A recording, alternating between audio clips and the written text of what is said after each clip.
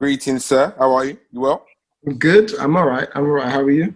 I'm blessed always, in always. An evening with an immigrant, part of the monologue season at the Bridge Theatre, written and performed by yourself. That's true. Um, That's correct.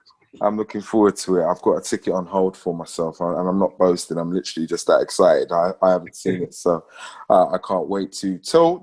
You're telling a story, your immigrant story of escaping fundamentalist Islam, directing an arts festival at your college in Dublin, performing solo shows at the National Theatre, and drinking wine with the Queen, all while without a country to belong to or a place to call home.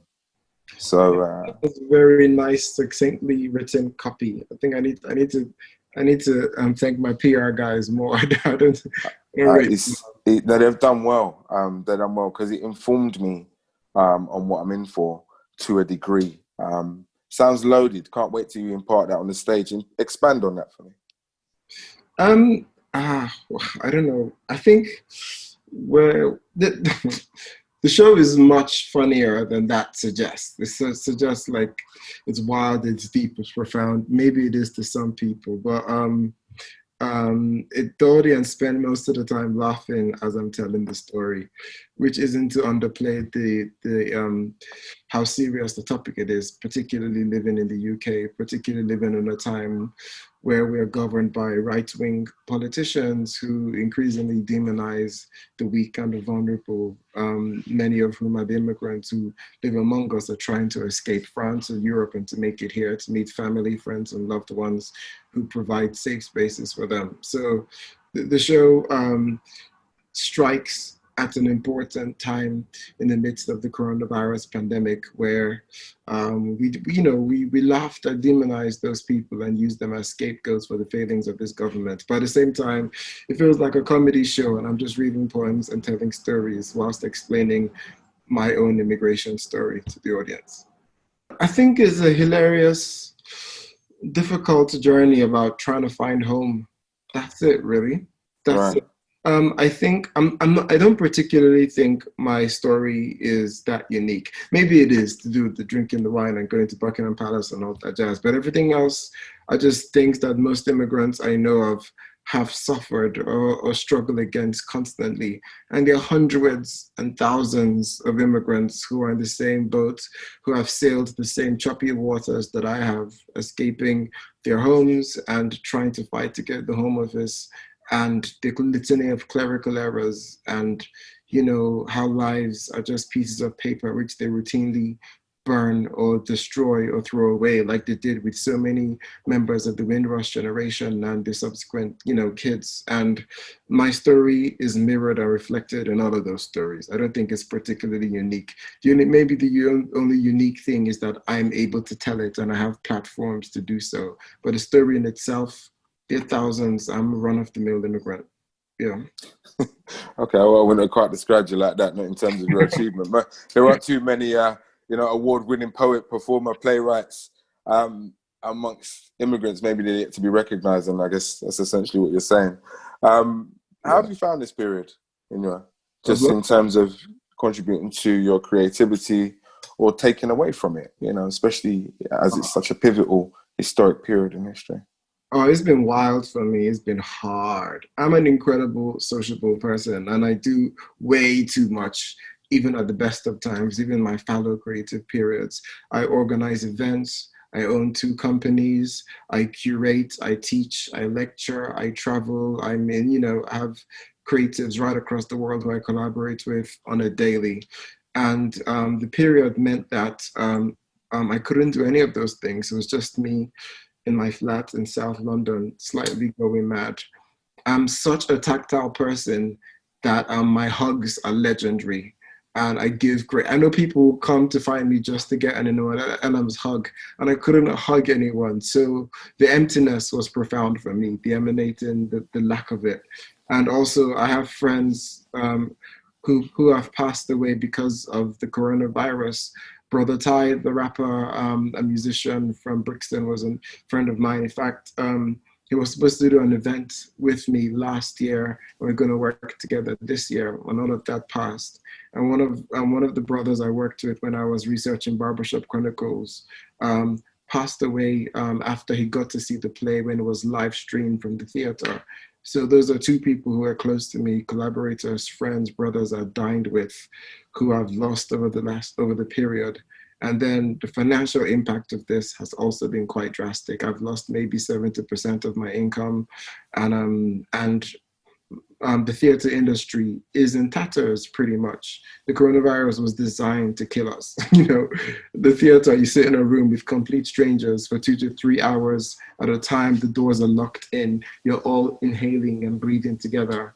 And that is the worst place for any single audience member to have the coronavirus. They cough and infect them, you know, so it's been precarious for us. But, you know, I'm here, I'm striving, still trying to figure out a way through it, like all the creatives, figuring out other ways of sharing my work, of building an audience. Yeah. And then on the flip side, to do with the death of George Floyd and the focus on Black lives and our constant plight in this country, in this part of the world, that has also been quite emotionally distressing to see, to be under the spotlight even more, to finally having aspects of this British community taking us seriously and listening to other voices, more powerful voices, completely ignoring and suppressing our voices still. So oscillating from one extreme to another has been wild, which I imagine it is for most people of color and most of the people who listen to The Voice and read The Voice. Yeah. Yes, yeah, it's been emotionally challenging, definitely. You touched on so many things there, but particularly the fact that you're so busy. Have you always been like that? Have you always busied yourself? And why are you like that? I've always been a wild, crazy ass, frenetic kid. I've always been running around trying to do way more things than I should be able to do, and I think I've just carried that into my adulthood. I'm a self-employed artist. Most of the time, I'm not sure where my next paycheck is coming from. I just have to trust that it will be there. And because I'm interested in so many things and my artistic practice covers so many disciplines, there's always something coming my way. And I always try to do things. And also because I'm a Black man and I'm in a position of power, I'm acutely aware of the responsibility of those that I'm in a position to speak for, comments I'm able to make through my art forms and to the British public. So I try to do so because it might not come along. And if I'm through the door, I have to widen the door open for those who are coming after me. So all of those things I'm acutely aware of, and it means that I'm running around doing quite a lot of things.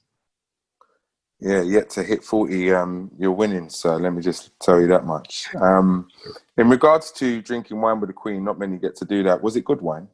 Just out of interest. To be honest, because I was born a Muslim, I kind of grew up under that culture. I'm not a huge drinker. I have bottles and bottles of wine in my flat, which lots of people bring when they come to visit me, and they just have layers of dust in them because I barely touch it. So was the wine good? I don't know, bro. I can't. I mean, listen, that's an honest answer, and fair play to you. It was what it was. Listen, Yeah. I appreciate your time, and I know you haven't got much of it. And I just want to ask you this before you go. Then reduce capacity from 250 down to 900, Yeah. and you know, I know you've performed in worse places than the Bridge in front of less Yeah. people in your career, but that must have some kind of impact on, you know, how you prepare or how you feel the audience is going to receive you and how you perform, how you project, or I does it? know it does. I'm really nervous about that. And even with immigrants is a lonely show up there on stage. You're carrying the whole story with you. You're constantly under the spotlight. There's no breaks. There's nothing to bounce off. It's just you. And if the audience aren't laughing, if they're not giving me the energy, it's a lot of me emoting, giving myself and not having anything else in response. So I'm nervous about this, you know. I'm hoping they put microphones on the audience so I could hear them on stage. So I don't feel so. Because they're going to be masked, right? So you're not Yeah, going to be they're able to going to be see their masked. expressions, and that's what I Exactly. mean about the audience and how you're feeding off them. You know, I that don't must. know. They'll be masked. If they laugh through the masks, if they are voluble, if they're vocal, I might not even be able to hear it. I don't. I'm just nervous, B. I have no clue. I have no clue. I guess we'll see. We'll find out what it's like, and You're hopefully, gonna kill it, mate. Don't worry, you'll be good. You'll be all good. Listen, thanks for your time, Mr. Ellams. I really appreciate it. I know you're a busy man. Stay blessed. Stay doing what you're doing. Stay in your lane and whatever lane you want to foray into. thank you very much, So B. just stay winning. Yeah, appreciate you. All right, take care.